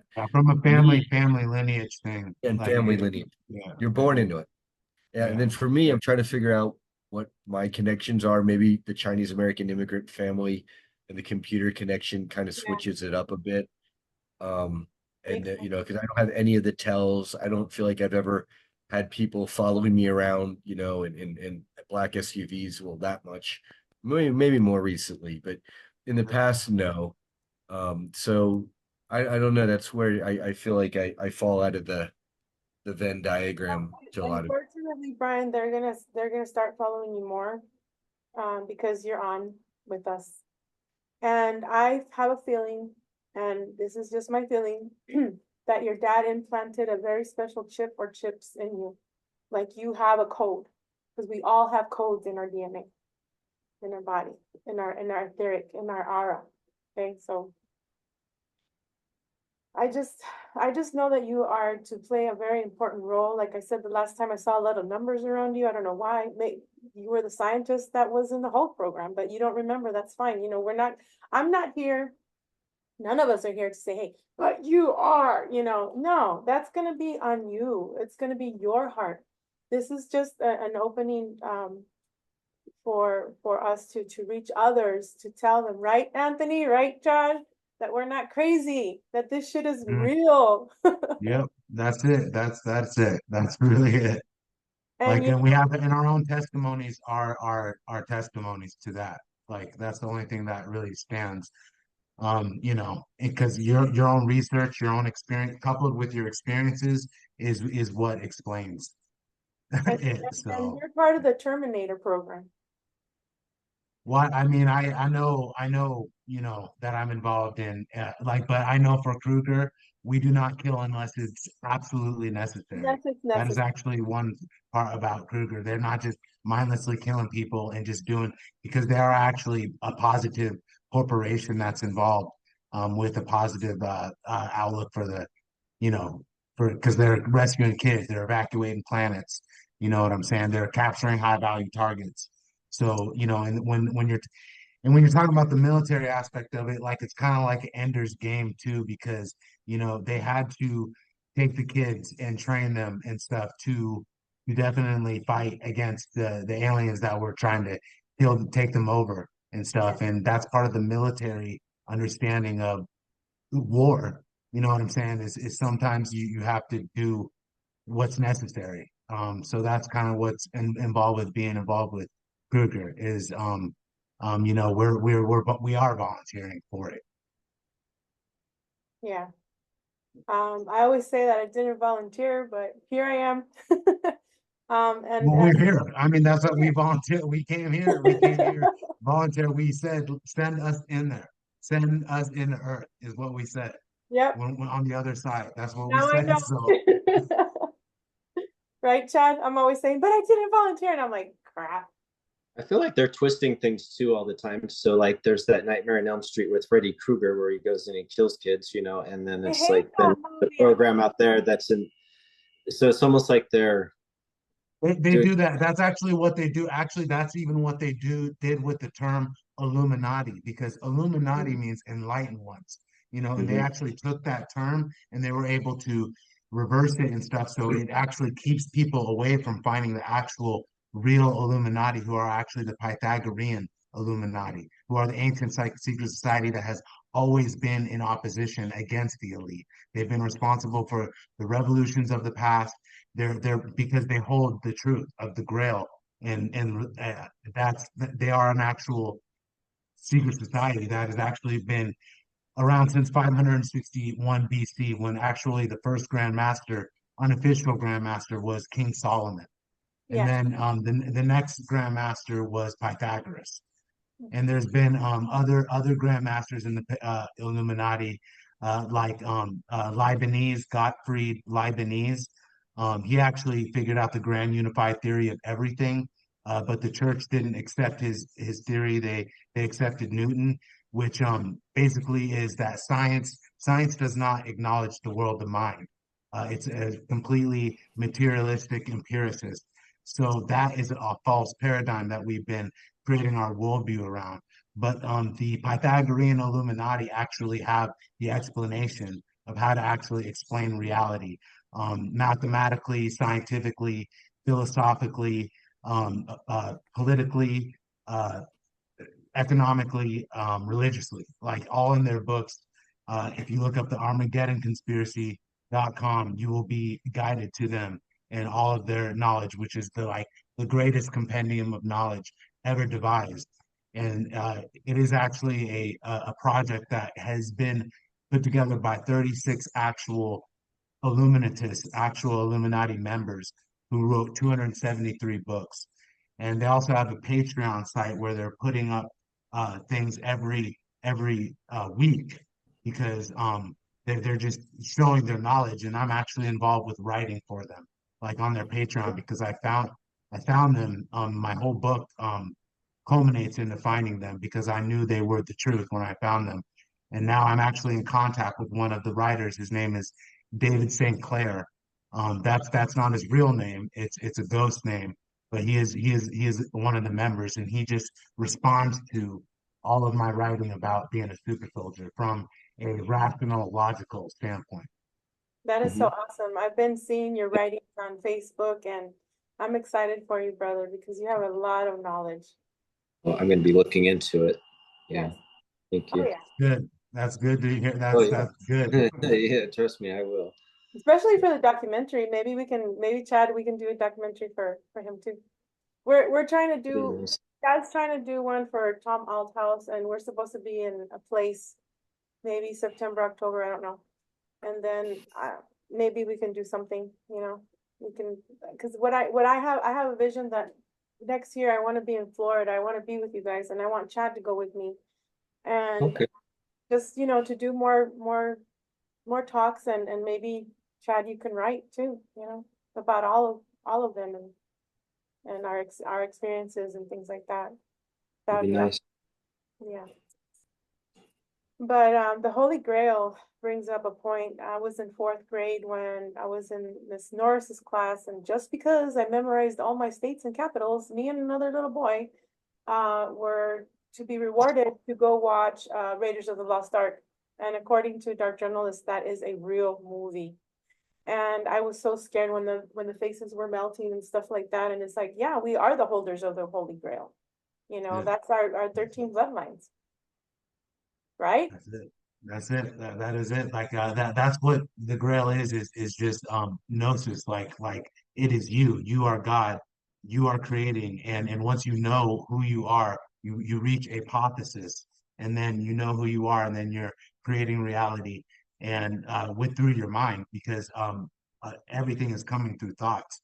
And once you create thoughts and stuff, know how to create them, you will see them appear in your reality. That's definitely what I've learned because in a school that I'm in, I had a credible manifestation experience where I was taught how to just focus on an image of what I wanted my dream to be, just every single day. And just day after day after day, you're focusing, you're putting more time aside of the image you want your dream to be. And I basically I lived in a town where there's not very many people, but um, a shop opens up right next to me, and this shop is called the Time Machine. You know what I'm saying? The shop is called the Time Machine, so that was the first indication that I was having an effect on matter, because that's all I've been trying to do is become the time machine myself. You know what I'm saying? Being able to be Anthony, in the past. your right eye just turned blue. What the fuck? When I you're mean, talking like that. I'm going off right now. I'm going off right now because the second thing that happened too was I kept doing it, you know what I'm saying? And then a store opened up beneath me, and they actually happened to be an MMA fighting store. Like this guy was all MMA gear, and then he ends up like he's like, "Hey, do you want me to sponsor you for your next fight?" And I'm like, "Yeah, dude, that's awesome." And so I was getting help. I was getting manifestations. And then the final one was I kept manifesting, kept doing this because I actually haven't stopped. I have not actually stopped. I do it every day. But the final manifestation was a holistic healer opened up right next door to that MMA shop. and she was a masseuse, and her name was Magic, and so that yeah, that was a little like little breadcrumbs from the table, like divine things, because I was able to see how I was able to have effect on matter with my mind, which is what science says that we don't have the power to do, because it doesn't acknowledge the world of mind. But that's actually what the Pythagorean Illuminati do in their system. They bring in the mind, the dimensionless realm, where the distance between 2 points is zero. It's just instant. That's why in our dreams we're getting everything at the same time, and we can shift dreams because we're all over the place, and because we're in the dimensionless realm in our dreams. But when we're here in the physical world, we're in the physical world. We're in the world of the dimensional. This is the material, and this is the as above, so below paradigm that is known and is explained by the Illuminati, because there's a mental world and then there's the physical world. And then merging them and in a continuum is what the grand unified theory of everything is, which is actually R is greater than or equal to zero, which merges the two realms together and explains them.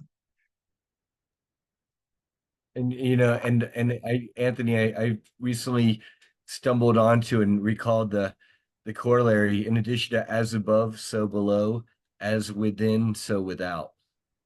It's it is, and as the more you go in, like the deeper you go, the more you know. And that's what I found, because I'm a meditator. I'm always going deep, and I was born in double Pisces, like super psychic. So it's just kind of in me to go inward. But I've definitely discovered that that's where the kingdom of heaven is. You know what I'm That is saying? so cool. You're a Pisces too, and so is Susan. Hmm. So it's exciting, because our consciousness is really what we're experiencing, and that's what we really got to discover. What I've understood, because there's all this stuff going outside of us, but we are creating everything, and it's what's going on inside of us too. That we have to, and the esoteric, because even when I did have my awakening, my Kundalini awakening, I felt like it was spontaneous. I was just sitting there, and I just felt this electric shock just shoot up my spine and out my head, and just like this fountain. And then after that, I was just meditating. Everything changed for me, and that's when I turned into the esoteric, from the exoteric into the esoteric. So that was my shift there. That's so crazy because when I had my Kundalini, I didn't know it was called Kundalini experience till later. I was just there, like, if there's anything greater than me, other than these fake gods here, because I was like so fed up with religion. I'm like, I need to know that way I don't kill myself. And I knelt it, and boom, this light came out of my chest. And at the same time that the light came out, I've told you before, there's this like shooting star that comes and goes outside of this light. And my Yeah. roommate's like, "What the fuck are you doing, Veronica? You're opening portals. We don't need no more portals." And I'm like, "I ain't doing anything. What do you mean?" And so then we go outside, and the neighbors come outside, and we're like, "Did you guys see that? Did you hear it?" They're like, "Yeah, but we didn't see anything on the floor, no hole, nothing. It just boom came out of me." So that's me, baby. I know that that's me now. I remember you telling me about that. I do remember that. Yeah, it changes your whole world around. So I mean, you go from the world of from what I understand is the hero's journey. You go from the world of common day into the extraordinary world. That's when that happens. And then when you're in the extraordinary world, you meet with a mentor. You meet with someone that's been in the extraordinary world that can guide you and help you. So Oh, this that would was be. that man. That was that man that was like with his hands out. That's happened after. Oh yeah, okay, yeah. A masters are usually the guides, that are in the extraordinary world. And then once you're in the extraordinary world, this is a world. It's a light and dark, but there's darkness. But you will face the road of tests and trials. You're gonna go Oh, through the, yeah. And then, but once you face the road of tests and trials, you then receive the reward, and then you have your meeting with God. After being victorious in the extraordinary world. And then once you have done that, you have the magic flight back into the world of common day, and you're gonna get attacked on this magic flight back. Because you've learned what you've learned in the extraordinary world, which is extraordinary, and you're coming back to tell the people in this world so you can bring them into that world. And this is actually what the story of the Matrix is the prime example of a hero's journey, because he comes back after being known that he's the one. He gets attacked by all the agents, just like we're getting attacked right now. But we've been in the extraordinary world. We know we're bringing the knowledge back here, and then once we do that, we become the masters of two worlds. You know what I'm saying? With physical and the spiritual world. And these people are actually the people that are living in a what's called a liminal state, because there's two different types of realities that are being experienced. There's liminal reality, which is the people that are living the spiritual, physical combined, like they're in the middle. And then there's the communitas reality, which is just the people in the community, mind controlled drones and stuff like that. So we're living in the liminal space, but once we get back to the world of common day with the knowledge we have, whatever reward we uh, achieve in the extraordinary world, we then are become the master of two worlds, which actually is the double eagle that the Freemasons use is actually just one of the symbols because it actually symbolizes. Anthony, Anthony, they cut your voice, they cut your feed. Go back 3 minutes. I can't hear your voice. They muffled your fucker CIA. Three minutes. Three No, minutes. not 3 minutes. I've been It's listening. back. It's back. Okay. Okay. I'm gonna go back to Yeah. No, like it was, yeah, I've been hearing it. okay. Yeah, go back like what, 45 seconds? Okay, I'm almost done because when you're in extraordinary world, you come back to the world of common day with the knowledge. It's the magic flight back. You're getting attacked by agents, people, everyone that's attacking you. But then you become the master of two worlds, which is the symbol of the double-headed eagle of the Freemasons. Because yes, the Freemasons got corrupted, but it didn't begin that way. You know what I'm saying? That it was actually created to meritoriously rise people up to be put in places of government where they could lead. But the double-headed eagle actually is symbolizes that you exist in both worlds, the physical and the spiritual, and you are aware of it. You know what I'm saying? Like you are lucid in both worlds. And then once you're able to bring that knowledge back, you're able to give other people the freedom to live. And then that's the hero's journey. Yeah. Dude, that's what I I've have a been through, question. and I just feel like, sorry, Chad, I just feel like they fucking crucified me when I just went through. Alyssa, you saw the pictures, and I just posted them. I feel like they What fucking. I want to talk about, yeah, because it feels like I question. It's like, okay, people say Omega programming doesn't last so long, but okay, so is it Omega programming that I'm working against, or is it a demonic attack of not wanting me to fulfill my what I'm destined for? I And think. that's what it feels What like, about? so I don't know what to do at this point because the attack continues to happen and I won't reach outside myself and I won't pray to something outside myself for praise. But then I feel like the Illuminati is teaching you are your own God. So is there a separate thing that we're supposed to, because as it is, I like what you were saying. You meditate. You're taking the power into your own hands by visualizing and controlling your own future. And I feel like that's what we're supposed to be doing Yes. is doing it ourselves and not being held by the hands. But I do ask for unconditional help. I've just never received it. So in this process of wanting to break free of this attack, how do you handle that? You got to do it yourself. I'm assuming, or do you? Can I jump in I there? mean, I found like I've been a targeted individual, and part of this is it is ran by what is called the Brotherhood of the Shadows, and they run with Kabbalah, and that's what the word Cabal comes from. That's these people are like the dark black magicians, and demonic attack is part of it and stuff like that. And you're that's what you're up against. That's what we're all up against. But the more we do raise our vibrations, with what we know we're supposed to do, that's how we can fight it. And that's what I've done, and I would say that I am a triumphant over, like, instead of a victim, I'm a triumphant. In my experience, with the spiritual work that I've done, I still get attacked. You know what I'm saying? but it's not affecting me as much too much to be able to get me off my path. Like Same even though here, it does Anthony, sometimes. and I had to do it on myself. I had to do it on my own. I like Chad, and you've gone through so much, Chad, and I was just done. I got to one point where I'm done asking for, I'm done asking for help from others, like from, up there or down there, from the other world that we've existed in.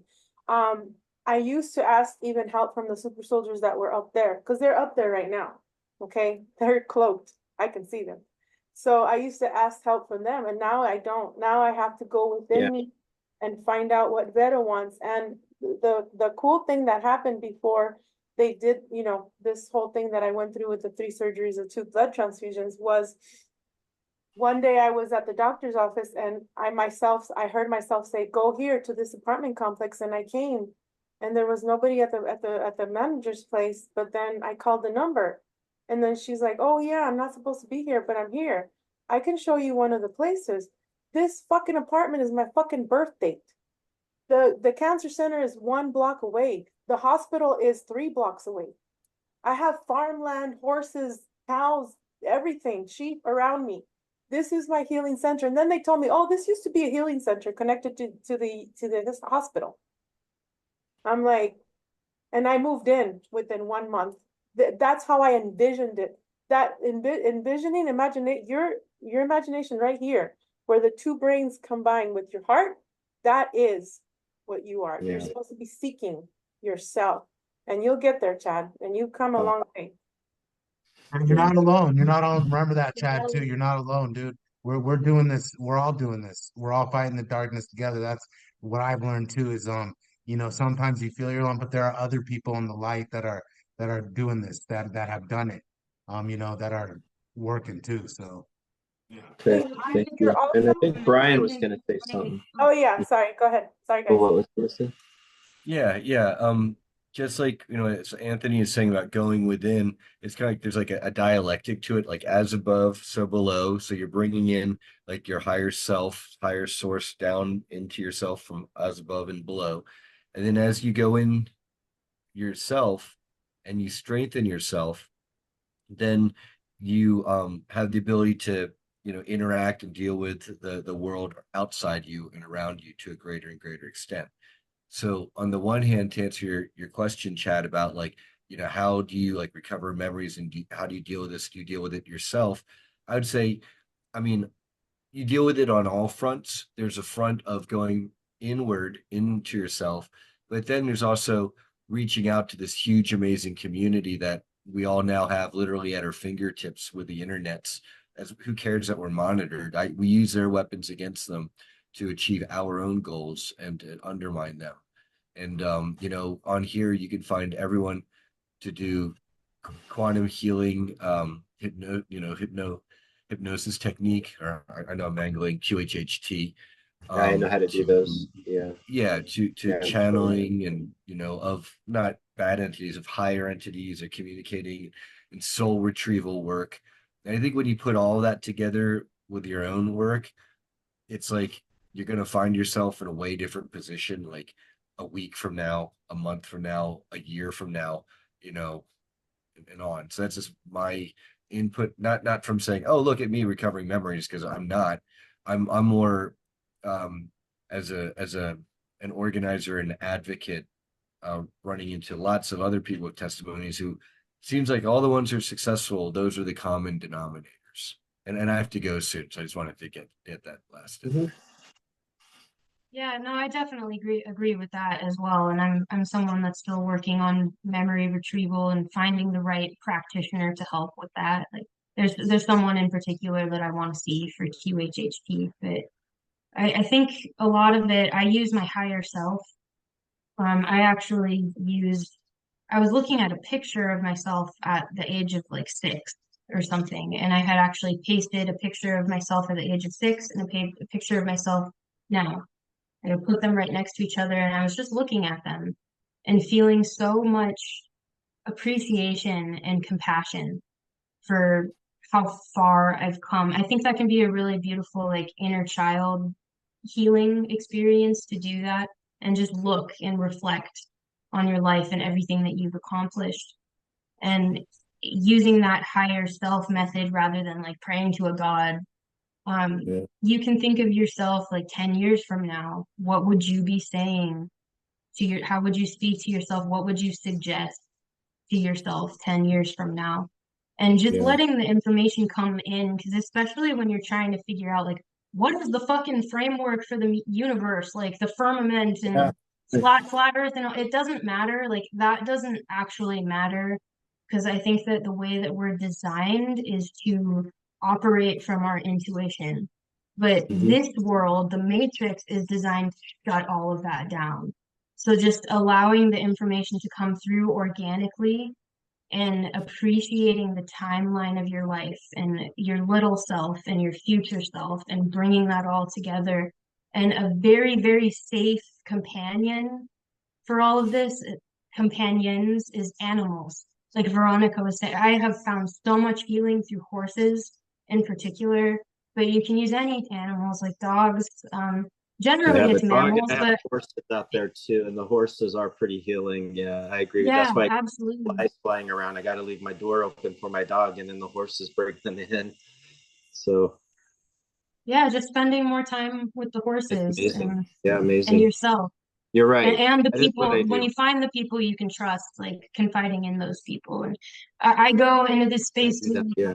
I'm getting filtered. So like even if I have a friend that I trust, I can't say anything because they're gonna hear what I'm saying or whatever. But like Bryan said, use their weapons against them. We're creating Yeah. a grid. We're creating a worldwide network. We're waking up. We're waking each other up. So we Yeah. have to keep connecting, even though that can feel a little bit scary and vulnerable, and like you're putting yourself out there. And oh, is this going to be used against me because I spoke it out loud? But it can't be used against you if you own it and you keep moving forward with the right people and with animals and just your Yeah. daily practice. And Okay. body work too. Body work can be so profound. I don't know if you receive any types of body work, but I our would need. bodies store so I agree. much. Yeah. Yeah. That's part of the attack. I've been kept away from all those healing modalities and just kind of forced into a certain situation, and then it's pretty relentless. It's almost all the time, and that's where I get frustrated. And I'm like, that's just irritating. Like, is there anybody out there helping? Yeah. But it's also a quickening process. And they're tightening. I gotta flip my little puppy's steak real quick, and so I will be right back, everyone. Yeah, Okay, no worries. it's gonna burn if I don't. What I wanted to also say, yes, the animals are so important. And Alyssa, you're awesome. One day, I know I see it that you're gonna help me aquatically because I'm a swimmer too. I was it's confirmed that I always say Michael Jaco Draco. I was in the Navy and in the Army, and he hated it. And one of my memories, just this past year, I had a memory where a bunch of us are in a hotel, and then I'm being called out to give a certificate, and that I was in the Navy, and he was so mad because I was in the Navy, and I'm like, why are you mad, bro? Why are you mad? And then I have another memory where he's drowning me and shit. When I met him at the conference, you know what happened. I've talked about it so many times. I'm not gonna go there. But now when we're going through all this stuff that Anthony was talking about and Alyssa healing, right? Hmm. This was given to me to remind myself who I was. Do you see it? It's Oh a yeah. it's a Stargate, and it has different things here, and it has a skull in the middle. And guess what this is? This is Mars, but nobody will tell you. Yeah. That's some what's that movie called? Adam or Pirates of the Caribbean. yeah, oh yeah, yeah. That is looks like Pirates of the Caribbean. But guess what, Anthony? I talked to a friend, Colin Gillespie. Yeah, our super soldier friend. He said, Veronica, the ones that they sell online don't have the thing in the back. And then guess what? When I was a cop, they gave me only the guy that he was my sergeant. They gave me, oh, you can't see it. Archangel Michael killing the devil. And then on the other side, because my mind goes and goes, sometimes they said, hi, my name is Officer Rabbit. Veronica, well, when I was married, it was Bartolini Olivares. badge number 617, South Tucson Police Department. And then just last year, my cousin came right before these surgeries and blood transfusion. Guess what she gave me? I wanted one, it's labradorite, I think. It has 6 on both sides. And she said that it was a gift to her from her husband. That this guy was selling it off the street years ago in Those are California. some powerful talismans. You know, those are some talismans that you got for sure. Right? I'm so happy. Yeah. So yourself or someone else will bring in something. And this one I bought for myself. One moment.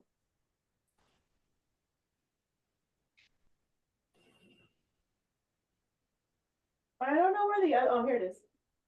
That is a dope background though, like how you just disappeared into the ship. Oh, thank you.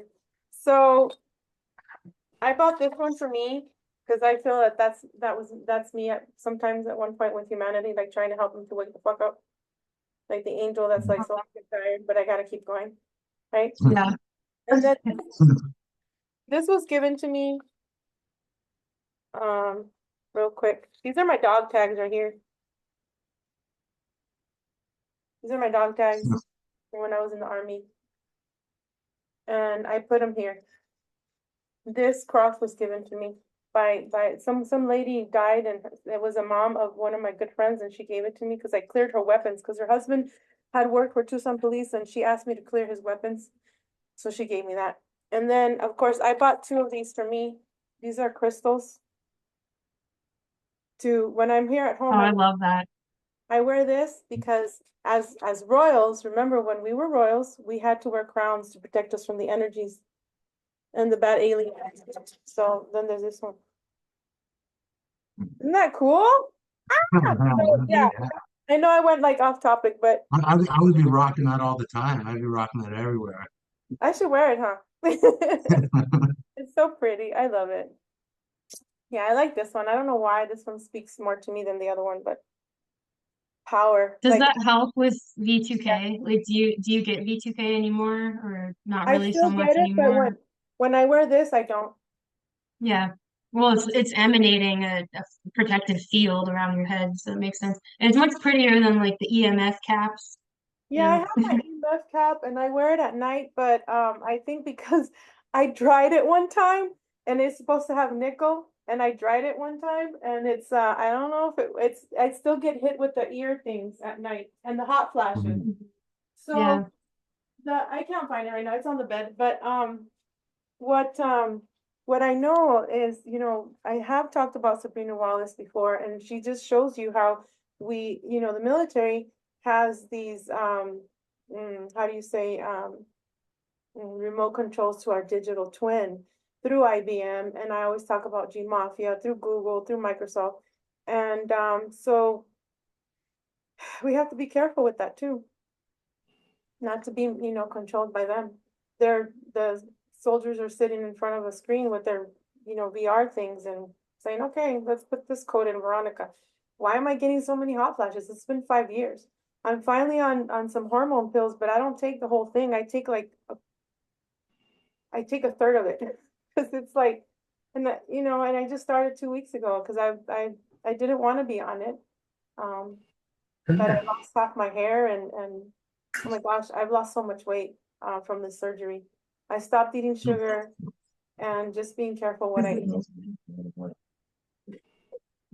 Sorry, So we were just laughing when Chad's camera just started I zooming know. in. When he turned around, I was like, what was that about? My dog is It was harassing following me. him. See, now Chad, you're on the radar now because you got the camera following you.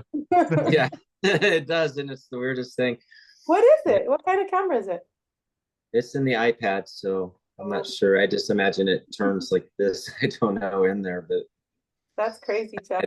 see what it's doing. It just does it, and I'm always kind of weirded out by it. So I have to sit really still, and that's hard for me. Now, Um, as far as Yeah. QHHT, I would totally, with all my heart, I have done it with Chad, and he is so on point. There was one that we did online, and then I posted, and one person got all crazy about it because they couldn't hear me, or they, Chad was wearing a torn shirt, and I'm like, what the fuck with these people? So we got that's more professional, I guess. for them. But I did get a lot of, That would be cool to do and video it again. yeah, Maybe when we're on that vacation yeah, or something like that, that would be nice because it's better to do it in person than over line. yes, we can do it. Yeah. So yeah, but Whose phone is ringing? Nothing on this end. Sounds like a fax machine going through. Seriously? Yeah, I heard that too, but it's not anything here. Yeah, we're hearing it too. Fucking fuckers, get off my line, bitches. Get off. So anything else before we go, and then we can do another show later on whenever you guys want. I'm pretty much, I have one more show this weekend and I have a few appointments, but anytime pretty much after 12 because I hardly sleep. So that's how they attack me. They don't want me to sleep because I go off planet. I go wherever the fuck I want. Go save Well, children. you have pretty vivid dream recall too, so that makes sense that you would be targeted that way. It sucks, guys.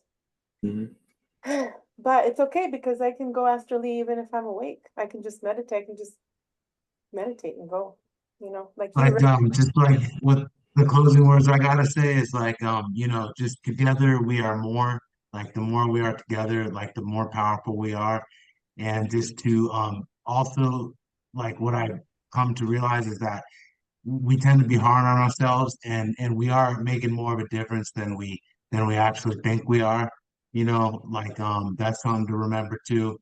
And there is definitely help, you know what I'm saying? There is people that and beings that are fighting uh for the greater good, and so I always have said that. I've always brought the positive message, in my disclosure. So, and I'll continue bringing it because that's the future I see. You know what I'm saying? I see positive future. You know what I'm saying? Where it's it's it's it's positive. It's good. I mean, I've been there. It's good. It's nice. It's worth it. And this next fifth array density, I've heard is around 2032 is when we should be shifted into fifth array density, like the next context of existence, 2032. So we got some time to get there, but that's when we're gonna be in fifth array density, the next, the future. You know what date I was given? 07/11/44. Okay, 44. 44. That's what I was given just 2 weeks ago. I'm like, oh, I know somebody's gonna. What is this? Is this a locker combination? Is this the day that I die? What the fuck? Because they're like telling me you're gonna die when you're 79. I'm like, no, I'm not. I'm gonna live till forever. You know what I'm saying? I'm gonna live till whatever I want. So Yeah. thank you, Anthony. So that came through 07/11/44. Woo! It's we just have to make it to the other side. That's the thing. We just got to make it to the other side, and but know that there's light at the end of the tunnel. That we're In getting the to. right tunnel, not the fake Yeah. light that where they bring you back. Yeah. Thank Yeah, you. and I would just like to say thank you. It's so good to see your face.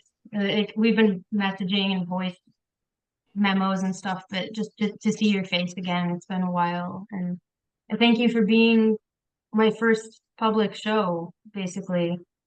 I know I didn't say a lot, but that was good. That was appropriate for me today to just kind of get comfortable in front of the camera and start putting little pieces out because it's about a month now before, almost exactly 1 month before I'm doing my presentation at the conference. And so, honestly, even when I woke up this morning, I'm like, oh my God, do I really want to do this? Like, am I going to destroy opportunities in my life? Like, am I going to sabotage myself by stepping out? That's a lot of the negative thinking that comes in. But when you are standing authentically in your truth, you can do no wrong. And if something falls away, it is not meant for you. And so I feel so much better. Like my anxiety level is like 90% decreased. I always have a little bit of it because like all of us were like on all the time, but I appreciate this so much. And I'm sorry I had to leave. I had a phone call for a little bit, but this is a really good dynamic, and I would love for all of us to meet again in the future many times. Thank you. Yeah. Thank you. And sometimes, the less you say, the more you say, because it becomes concentrated, or it doesn't get so diluted. So I notice when you sit back and you don't say everything you wanted to say, but when you get the chance to, it comes out, really powerful. So, and I heard a lot of that coming from you. Thank you. Thank you. Yeah. Chad, And anything you want to say?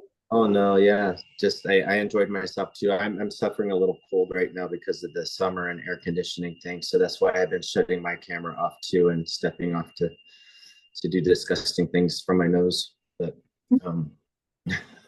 It's I natural. It's all good. but I was enjoying it, and I was hearing everything that was going on as I was away. So this was a really nice group. Thank you, Veronica. Thank you, Chad, for Thank being on. you. You, Alyssa, and Thank you for facilitating, Veronica. yay, always, always. That's what I'm here for. And when I feel like really sad sometimes, I do think of you, Anthony and Alyssa and Chad. And I'm like and Tom too. And I think in a place where I'm safe Oh, and it's the future. placenta place. The placenta place, well, that too, yes, yes. And also like I'm in my own ship and I'm just in my own world. And then, we go and visit each other and different places. We have different meetings. In my mind, I'm always meeting you guys in my mind. When I think of you, just know if my face pops up or my eyes, just know that I love you guys a lot. So We love you too, Veronica. We do. we got So to yeah. see you guys later. Okay. Bye. Well, thank you. Yeah. Welcome. Bye.